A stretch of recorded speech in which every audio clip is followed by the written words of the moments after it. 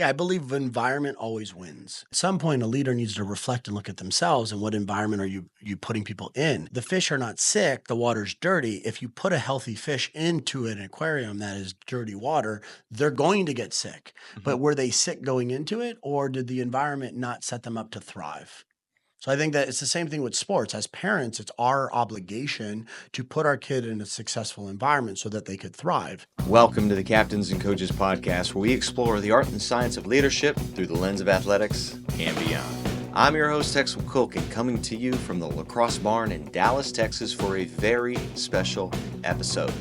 I'm joined by Coach Justin Kavanaugh, a high-performance leadership expert who's been mentoring athletes and coaches for nearly 20 years. I've known Coach Cav since the start of my coaching career way back in 2009 and continue to work closely with him in his business mastermind, The Coach's Room. Today we'll dive into creating winning environments, developing young leaders, and the delicate balance between parental involvement in athletics and athlete independence.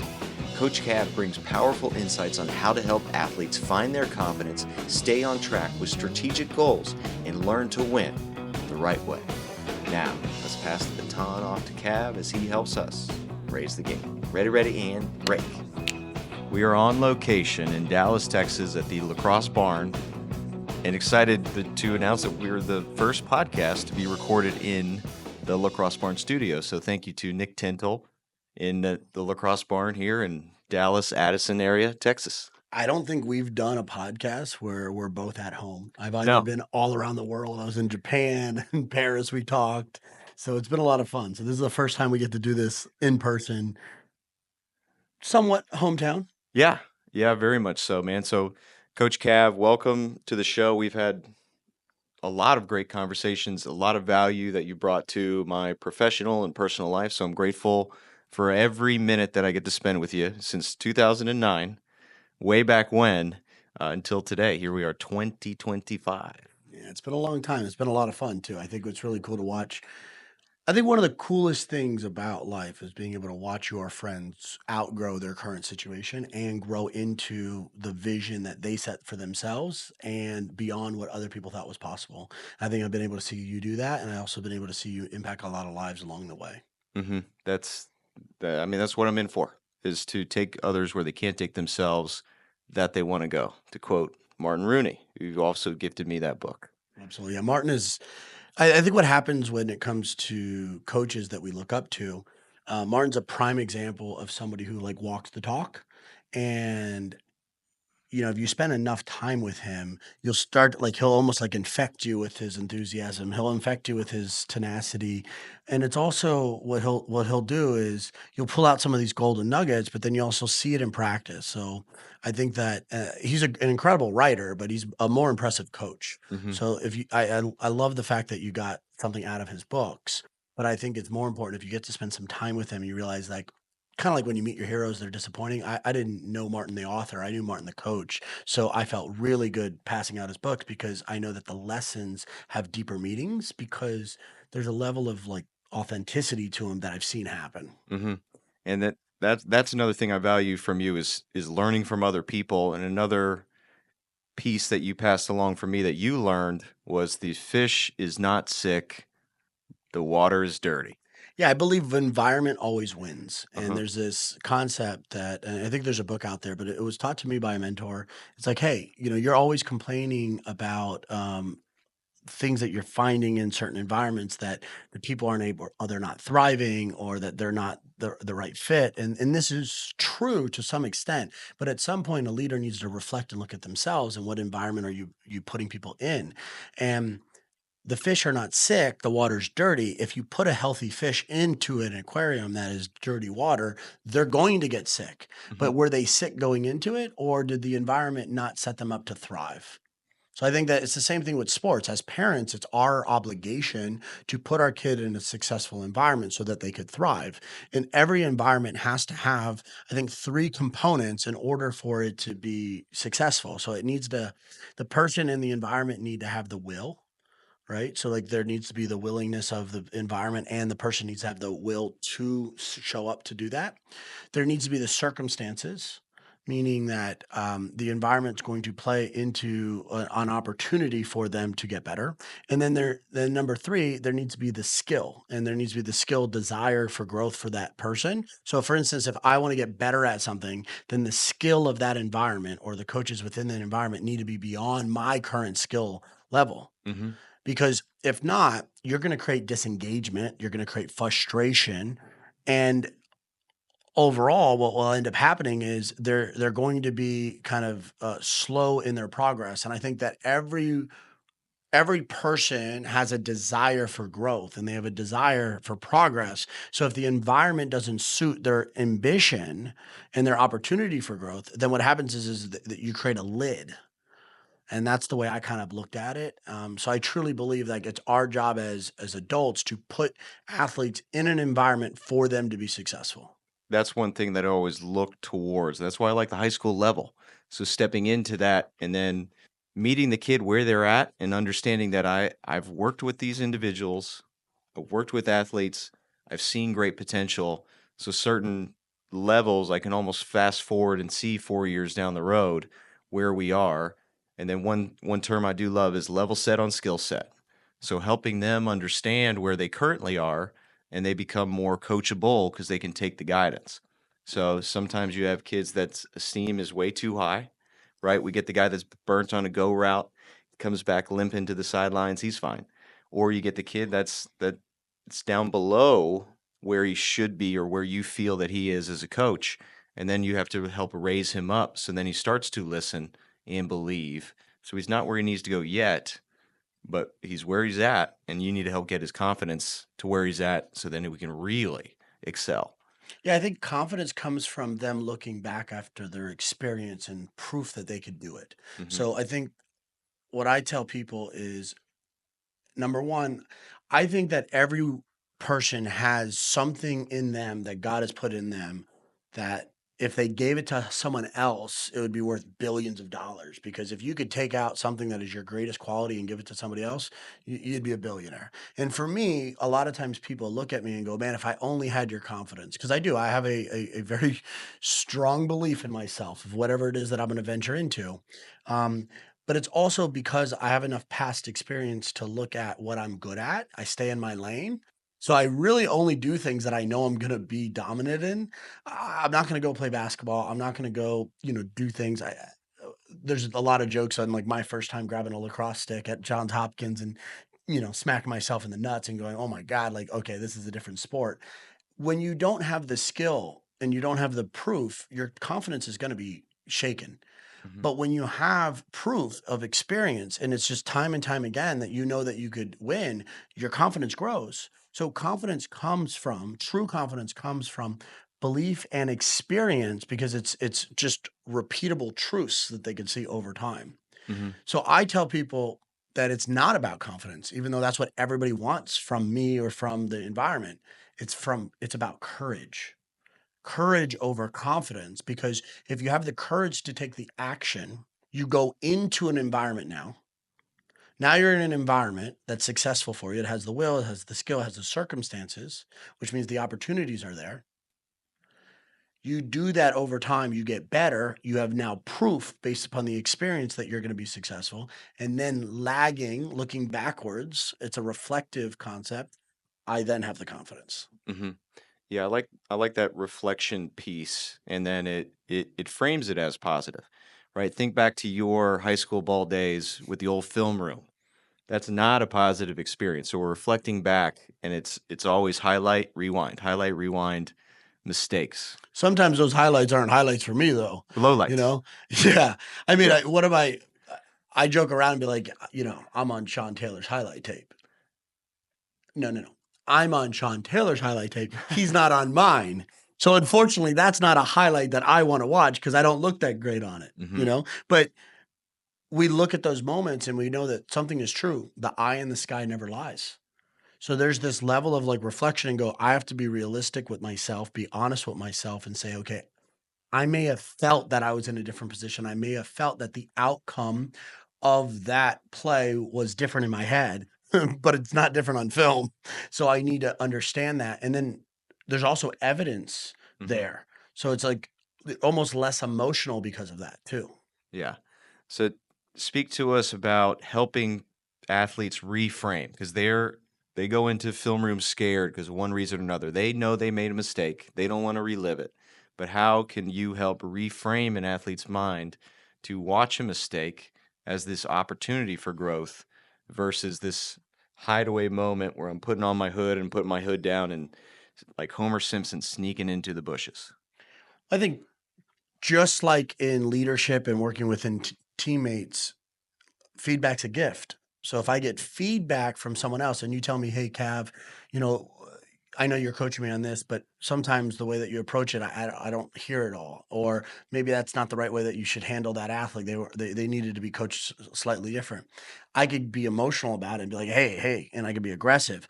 But if I truly approached it as feedback's a gift, and you gave me that feedback, and I honor that feedback that you've given me, well, then isn't watching film and getting feedback from you about yourself as a not from a person, but from the actual tape, a gift too? Because that self-reflection allows for you to actually grow faster because it's not attached to maybe the person giving you the feedback. Mm-hmm. So I think that there's a lot of emotions that are taken away when you watch film because it's not attached from someone else. If you add the coach to in the mix and then he gets on you, well, it's like the biggest part of watching film that's tough is the embarrassment because your teammates are in the film room. Like if I'm in the linebacker room and as a unit we're watching film, we all know that I missed that play, or I stepped up into the hole and then I got down blocked by a 330 pound 6'5" tackle and I got blindsided and cracked. Like I don't want to rewind that tape. I already know what that felt like, Mm-hmm. but the embarrassment of my peers realizing that I missed that play is already hard enough. So as a coach, you have to understand like sometimes the message is let them handle it, let them see it. The issue is when the athlete sees it and doesn't believe it. Yeah. Then your job as a coach is to be like, wait a second, the eye in the sky doesn't lie. Let's watch that again. Mm-hmm. That's where the real impact comes is when the athlete has a disconnect with reality. Timeout. Feeling the weight of the world on your shoulders, actual training getting squeezed out by life's demands? The Old Bull program on Train Heroic was built for warriors like you. I create targeted 6-week training cycles that systematically address knee, hip, back, and shoulder health, the foundations that keep you moving when others break. No wasted time, no unnecessary complexity, just intelligent programming that adapts to your schedule and your body's needs. Each cycle manipulates key lifts to maximize results even when time is scarce because old bulls don't stop training. We just train wiser. Whether you're managing old injuries or preventing new ones, this program keeps you powerful despite life's limitations. Start your 7-day free trial on Train Heroic by clicking the link in the show notes. The Old Bull program, because the world needs your strength. And now, back to the show. Ready, and ready.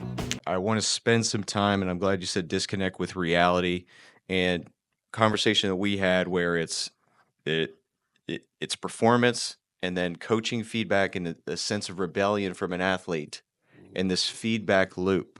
So what I'm going to interject now is from my professional experience coaching lacrosse at the high school level, we have these external environments that affect that feedback loop in parents and now a private coach. As from my perspective as a high school level, I'm getting paid peanuts. I'm coaching for the passion and the love of the game and take these kids where they can't take themselves that they want to go. But now they're seeking more performance from an external coach that their parents are writing a hefty check to and introducing this thing I'm referring to often as fantastic lies. So they tell them that they're a future All-American. They tell them their potential is here, and I'm trying to be as honest as I can, level set on skill set because we're here because you were a freshman or you were playing for the first time. So that way the parents only hear the fantastic lies that they're paying for versus the non-paying for at the school. So it just creates this static in the feedback loop I'd like you to present that I am challenged with sometimes. So share us that feedback loop, and then how can you help level set these athletes so they can, yes, believe in themselves to where that coach wants them to go, but at the same time, for the coaches here, spending more time with them, that I need you to do XYZ today. So that way, yes, we can have that dream, potential dream come true. Absolutely. And I think that we're talking about biases, right? So everyone's going to have a bias. A parent's going to have a bias to whatever environment they put themselves into, and they want to kind of navigate that. If they could be in a pay to play environment, they could then maybe influence the direction of where their kid's going to be. And that's something that a parent tends to think, but it's not always true. That's the difficulty, because at the end of the day, playtime, right? Getting on the field, seeing what happens, the result. Like, there's going to be a result at the end of the game. Is the result actually good? Is a different question. So I look at it as childhood development more than I do in regarding the sport environment. But there's two fundamental truths when it comes to what a child wants from their parent, and then what a parent wants for their child. And I think these truths are attached to everything that they do, not just in sports. We just both share a passion for teaching life lessons through sports, Mm-hmm. because there is coaching, there's the athlete, there's the experience. So it's multidimensional. But when you look at the child's development and their life, I think that this has been very true, and I've kind of proven it over the many years. But there's a catch 22, because every child wants two fundamental things. They want to grow up and be independent of their parent and be successful, therefore making their parent proud. Every parent wants two fundamental things for their kid, which is for their kid to be independent of them and be successful, therefore seeing their kid happy. So the goals are independency, the goals are success, but they're rooted in two different, reasons why. One is a happiness and the other one is a pride. Now, this is taking into account that every parent wants their kids to be, safe too. So I'm not saying that we're discounting harm or healthy, but outside of that, because if you don't have your health, right, then that's the first thing you have to go after. But after those things are met, then it's a matter of their development of independency and their development of progress in their successful trait that they're in. Mm-hmm. The problem lies is in the feedback loop of that development in independency. So as an athlete starts to kind of go along their own independent track, they move kind of like a railroad, in a train. They get off the track a little bit. And as a parent, they want to like nudge them back on, but that goes against the laws of independency. They then say, hey, my job is to create guardrails and then knock you back off. But what are you doing? You're creating a crutch for them. But then the other part is if the individual or the athlete rebels too much and they get so far off that the train tracks, it's too hard for them to pick up the train and put it back on the track. You're going to need, an entire, construction crew to then move the train and put it back on. Mm-hmm. So it's the balancing act that parents have to play with environments of where you let the athlete or the individual fail, but in a safe space. So you want the athlete to be able to fail forward, so that they're still making progress and they're not so dejected from the outcome that it is actually creating some sort of like childhood trauma. Because any sort of failure or any sort of experience can create trauma within the athlete's life. So what you're trying to do is create an environment to where your son or daughter could develop a level of independency, but that there's a safety net there that they don't see. Mm-hmm. Because if they know it's there, then they won't make the full commitment into their own action. But if they know that you have your back, mom and dad have your back, but they're also allowing you enough independency, then they won't rebel too much. So that is where the balance is. And I always talk about balance being strategic priorities, because you have to prioritize what is the thing that you want to win right now, because you can't solve every problem. Mm-hmm. And as you start to fall forward a little bit and you make some progress, what ends up happening is you're starting to develop a little bit of independency, and then you're starting to see the world through a different perspective. But at the same time, you're not so disconnected from your kid's life that they could go do whatever the heck they want. Mm-hmm. So you got to at least be right around them. I actually love the term helicopter parent. Most people don't. Explain. a helicopter has the ability to be on the ground and land and then go like this and go up. The key is without it moving forward or backwards, can it go up and down when needed? Mm. So a parent's job is to change altitude so that it still sees their kid and it's in line of sight. So as the kid moves forward, can the helicopter track them? And as the kid's in danger, can it go down and drop down and create a safety net? Now, if a helicopter gets low to the ground and is dropping a safety net and stays there and moves progress moving forward, it will crash and burn. If the helicopter's too up high and something happens with the kid, it's going to take too long for them to get down to save the kid. So your job as a helicopter parent is the ability to go up and down when needed by trailing slightly behind them, not in front of them. That's a That lawnmower parent. interesting.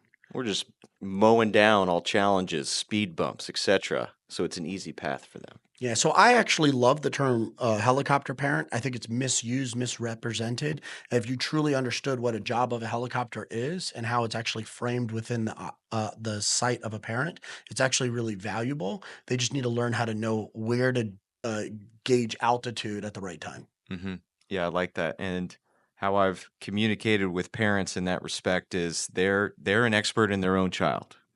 Of course. However, when we start to now take the child and build them into this athletic development 4-year model and part of a team, well, that's where my expertise lies. So we can communicate for the best health, mental, emotional situation for your son. At the same time, when it comes to developing team dynamics, interdependence, right? Your child's ability to work with others, where finally, for the first time, their performance is relying on somebody else's performance rather than them just being in school and it's their performance. Now, this is where team dynamics really starts to engage. But without independence, I can't get the opportunity to fail within an interdependent model. Absolutely. I think what's really cool too is the parent is growing as the kid is growing too. Some Yes, in an ideal environment. Yeah, in an ideal environment. Well, whether they're growing in the right direction, they're still growing, right? And oftentimes, as parents, when you look at it like plants, right, is they create a pot around their kid to where the roots basically push into the pot walls, and Mhm. it's not able to actually grow to their full capabilities. And it's their job is to create a pot that's big enough for them, so that their roots could go deeper and get solid ground and the plant could actually grow, but not be too far away to where there's no stability within that plant and those roots. Mhm. And that's the job of the parent is to know where what their kid is capable of without being too controlling. Because when you're too controlling, you create anxiety because what you're doing is it's like if I were to throw a baseball or a lacrosse stick, if you don't loosen up your hands, if you don't like have a light grip on a ball, if you squeezed it as hard as you can and you threw it, it would go right to the dirt. And that's what's happening in their actions and in their life is because it's going right to the dirt because you're holding on to it so tightly. Mhm. You got to be able to release that energy into the direction that you want with a level of velocity and accuracy, but you'll never have velocity and accuracy if you don't understand like feel. Mhm. And you have to be able to play with that as a parent because you should be the mature one. Your kid is your kid should always be where their feet are. Their job is to not be so like vision driven where they're forecasting the future because they tend to become people that are dreamers but without action takers. When you're older, you want to have a little bit more of a dream, but kids that are all dreamers don't take as much action. So you talk about an environment, you talk about getting over making a mistake. Be where your feet are. You want to have like a cornerback's mentality where you forget what happened on the last play. Because if you're a corner at a high level, you're going to get beat at some point. And you don't want to have that thought linger in your head. You want to get rid of that. That's the goal. Mhm. So the way that I coach it is just be where your feet are. You got to be present. And this idea of being present as a athlete is really important. As a leader, it's not about discipline, it's about focus. So you can't be focused on the old play if you have something here in the now. You have to be Mhm. focused where your feet are. And while we're on the topic of leadership, how do you help those entry level leaders, those juniors and seniors, either at the high school or the college level, that are taking on the responsibility of the coaches to lead the team for the first time? Because they used to be on the same level as their pals, but now they're one step on the field, at least one step ahead of them, and you have to change your behavior. So you got to shape up a little bit to help lead by example and through your word. So how do you help young men and women step into the time where they need to find their voice, their actions need to be focused, so that way they can help lead the team from the front? Oftentimes, leaders tend to find their own voice over time. If you force that, it's like pulling that plant out. You want it to grow, you want it to go up, so you pull it. Mm. You can't do that. You have to nurture the soil so that it could gain ground and then shoot up. You don't know what you planted. You could have planted, an oak tree. You could have planted, a bamboo, and it may sit there and then, like a bamboo, shoot up when it's ready, or it could slowly be nurtured into the ground, and then you could see it actually climb out of the dirt and flourish over time. Every leader is going to go through their own leadership timeline that they're going to naturally fall into. So I don't believe in forcing those leadership environments, um, because not not only is it not common for it to be successful, like it's just not. I have not found great results with forcing leadership. I have found great results with forcing accountability on someone who says they want to be a leader. Mhm. So the minute they say I want to accomplish something, then I go, okay, well then this is what that means. You have to define what is a leader in your organization and what are the expectations of a leader in their actions in that organization. And for every organization, for every team dynamic, it's going to have different levels of skin in the game. So, as someone has bigger ambitions, their actions need to be held higher levels of accountability. So, I don't force that. If someone doesn't say that they want it, then that's the thing that needs to happen first. I think that there's 3 stages of coaching before you get the opportunity to coach somebody. So before there's the ability to coach somebody, you have to take athletes through these 3 stages. And the first stage is intellectual curiosity. This curiosity stage that one has is this idea that you've presented something to me that's a little intriguing. It's like, I've not heard that before. That's an interesting concept. And as an athlete, I go, I kind of like that, but I don't know much about it. But I'm interested a little bit. I'm not invested yet, but I'm interested. So that's the first stage. The second stage is the mental change. It's that I've made a change in my mind first, but there hasn't been any action yet. There's a mental change, like the 6 inch rule applies. Mhm.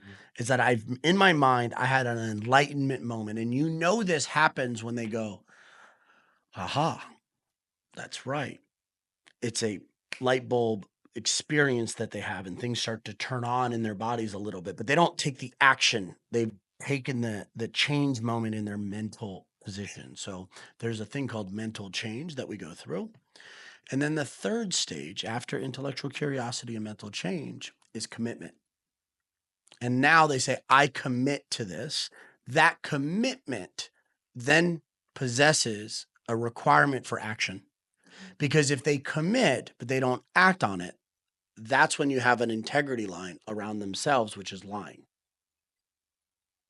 Yeah. So that's the 3 stages that need to take place in the opportunity to coach somebody before you start coaching.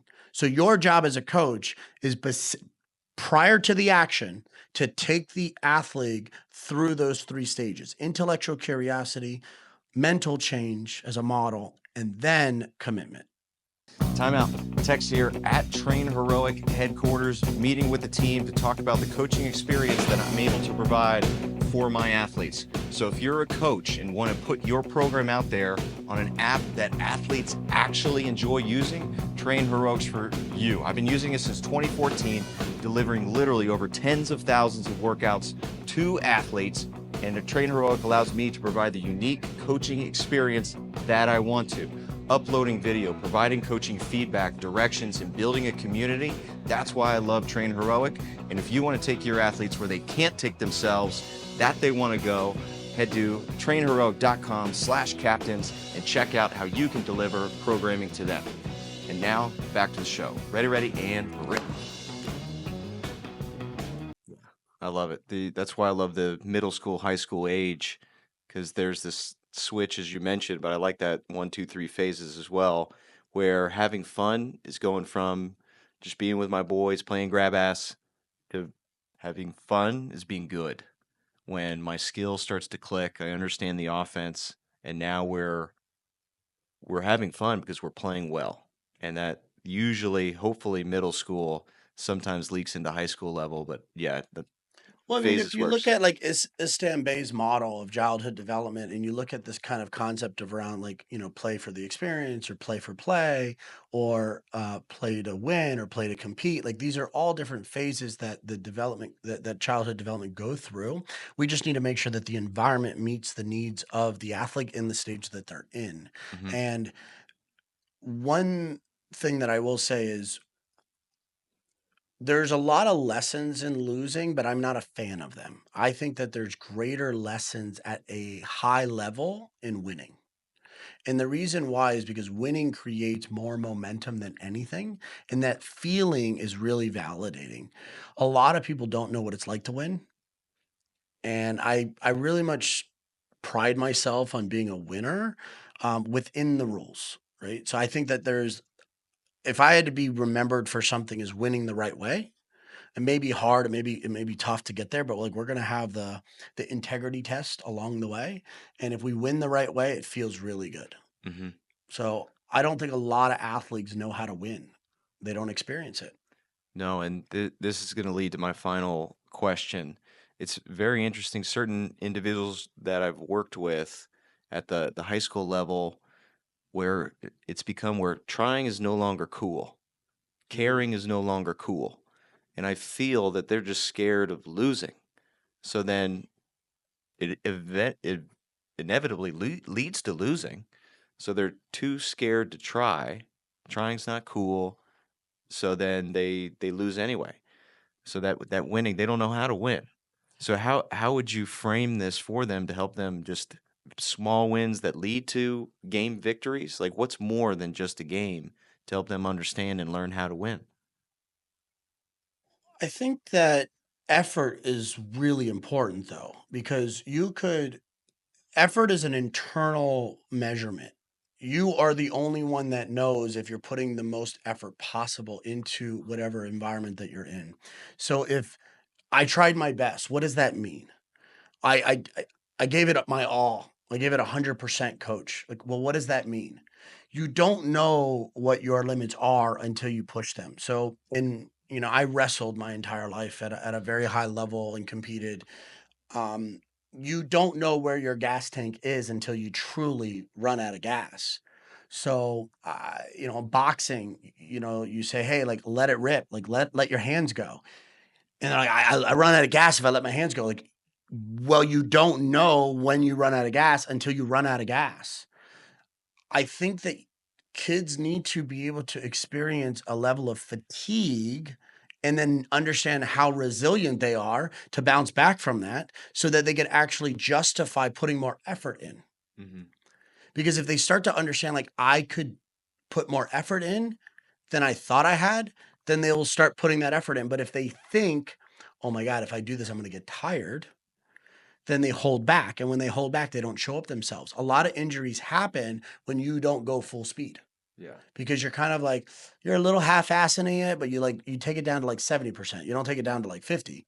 You take it down like 70 or 80. But if you're going full speed, those collisions aren't as catastrophic because you're in a better angle and better position. Your body tends to always be more responsive when you're going full speed than if you're kind of like chilling and you're very nonchalant about stuff. So if you want to prevent injuries, effort is one of the best ways to do that. Hmm. They don't realize that because it's always a reflective um, feedback loop. It's always reflective from somebody else's perspective. effort is being perceived by a coach or a parent, and then the kids start to like come down a little bit. I feel like the way to drive that is through gamification when you're younger. So an environment that is healthy for playing uh, has a chance for each person to win and get bullied at different stages. But if you're always being bullied or you're always the bully, then what happens is you start to become tone deaf to your parents always bullying you with the effort conversation. You'll become tone deaf to your coach talking about like you need to give it your all, you need to be a leader. You're tone deaf because you've only been positioned as that one, being bullied for so long. So you got to be in an environment where you're winning at one thing and you're losing at something else. You're winning at something else, but you're mediocre at this. And it just comes so many different variations of experience that you go like, all right, I get what it's like on both sides. I want to give that energy to somebody else. And the final piece, and we alluded to it here, and I alluded to it earlier, and we didn't to close the loop on it, pun intended here, that feedback loop with rebellion and how important that is. I want to close on that, very visual, and coaches I know and parents too have experienced this, they've felt it, but now you've put a good representation and visual to it. So for feedback, we talk about feedback being a gift. We talk about, the eye in the sky doesn't lie. If an athlete creates goals and they have an aspiring to do something, then their action should align with those goals, right? So, action should align with your ambition. And then it's about being honest with, are you staying aligned with that path every single step of the way? So at the leadership level, one of my mentors is a gentleman named Simon Bowen, who's helped me with actually drawing out the models that I work with on a regular basis because it helps it clarify it in my brain. It's like I could visualize it. And there's this idea that you want to stay on the green line. It's like you have your decision making that's super strategically focused on the outcome that you want, or you have a level of indecision, which means that you're unfocused, you're distracted at some level, or you're drifting off of that line because you're you're really fear driven or you're fear focused. So you got to move the athlete from fear to strategy. And strategy, like a helicopter, is at a higher level at sometimes, and action is at a low level, meaning it's where your feet are. And you got to make sure that the daily action and the progress is attached to the vision that you have. And as long as the strategy and the actions are consistently aligned, then what ends up happening is you're projecting to stay on that green line. So the feedback should be a blessing as a gift to the athlete so that they know how far off they are on those railroad tracks so they can stay on that green line and move forward. Mm-hmm. That's Yeah. how I'd position it. and and that helps a coach to communicate because you're using their actions as the reflection, similar to game film, but we're talking off the field behaviors, we're talking in interactions with their teammates, etc., almost every single behavior to see if it starts to stray.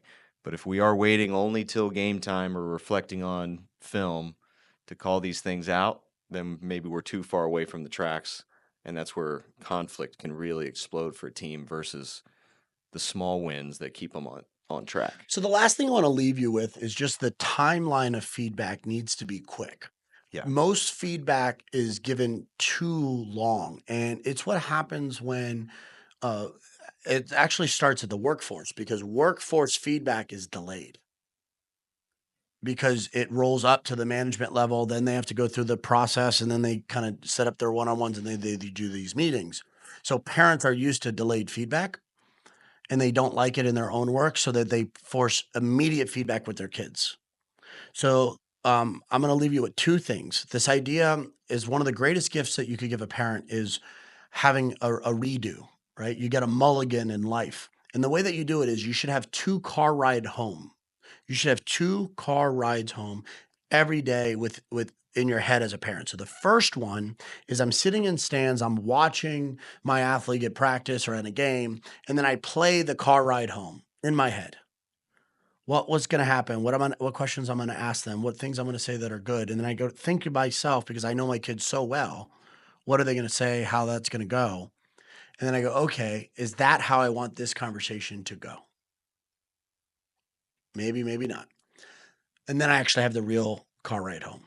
You'll find as a parent and as an athlete, you'll find a much better communication loop. The second thing is to collapse time within feedback loops so that they are in real time. And you know this to be true because right after the game, the very next day, you're watching game film. You're not watching game film the day before the game of last week's game. You're watching game film right after the game and the next day so that you could go put it into practice and then you put it away. Mm-hmm. You don't continue to watch game film of week 1 on week 5. But parents all the time are complaining about week 1 issues in week 6. You got to put that away. If they made the change, then you need to put that away and you need to talk about week 6 issues and week 7 issues because you got to close those chapters. And if it's a matter of it being a repeated offender, then you're just saying, hey, here's a pattern. You're constantly making this mistake. Haven't you seen this? Matter of fact, you saw what happened week 1, week 2, week 3. We're now into week 5 and we haven't fixed it. What do we need to do about it? But if you're talking about week 1 behaviors and you're in week 5 and they've already changed that, then you're living in the past, parent, and that's a problem. Mm-hmm. Yeah. And that is a great point to end on to help them move on, which then is a reflection to help their son or daughter move on from those and keep that cornerback mindset where it's next play and here we go. So next play, next game, next week, that's what we got to focus on. So wealth of knowledge and influence. So I'm grateful we get to talk every couple weeks.